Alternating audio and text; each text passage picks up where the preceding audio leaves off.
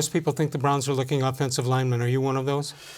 So it's one of those things that happens at the combine. It's like, oh, Isaiah Simmons is really good. Isaiah Simmons, the Clemson linebacker, he can play 4 positions at once. He's the fastest, strongest player in the history of football.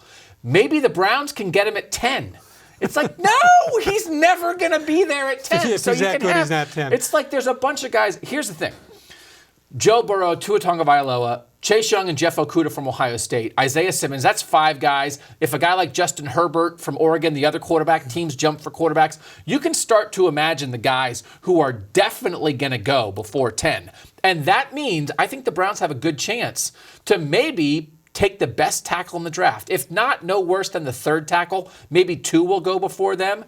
And there is a wide mix there. But again, Tristan Dwarfs and mekhi-becton both tested off the charts. They're the biggest, most athletic tackles ever, which means other people might want them too. Okay, you mentioned Okudah. He's okay? He's fine. Okay. Jeff Okudah is going to be really good. All right, here's some of the names you talked about. Tristan Dwarfs. Yep. Iowa. What do you know about him? I mean, he tested really well. There was some discussion, like before the combine, of might he move to guard, which I know a lot of people push back against. I think he's a high-level guy. I think he would fit seemingly a lot of what Kevin Stefanski would want to do. And I think, again, the primary issue with Wirfs might be, will he last until 10?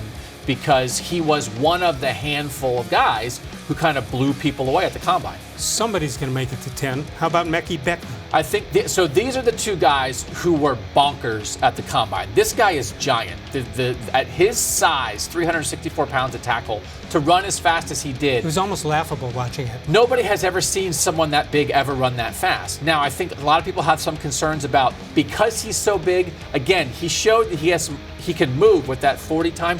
Does he fit an outside zone scheme that Kevin Stefanski wants to run? I'm not sure he's the perfect fit.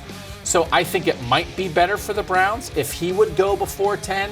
I think maybe you'd rather have Wirfs than him, but I think these are the 2 guys that are maybe would be gone before them. Most of the tackles should be available for them otherwise. In this day and age, do you need a tackle who can run a 40?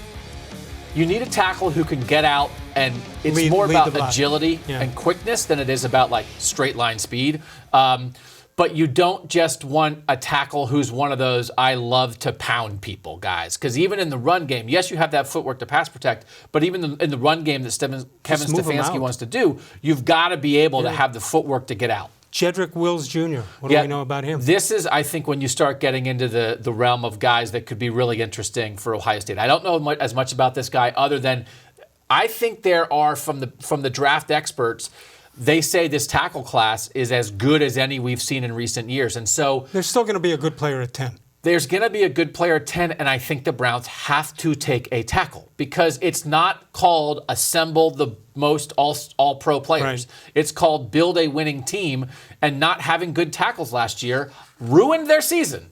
So maybe they're going to, and I'm very apprehensive about spending a bunch of money on the free agent tackle classes out there. I would rather draft the guys, but I think Wills, I think Andrew Thomas from Georgia, the guy, Jackson kid from USC. There's another Georgia guy. Like, there's a lot of guys to choose from, and I wouldn't mind them going tackle in the 1st round, maybe tackle in the 3rd round too. All right,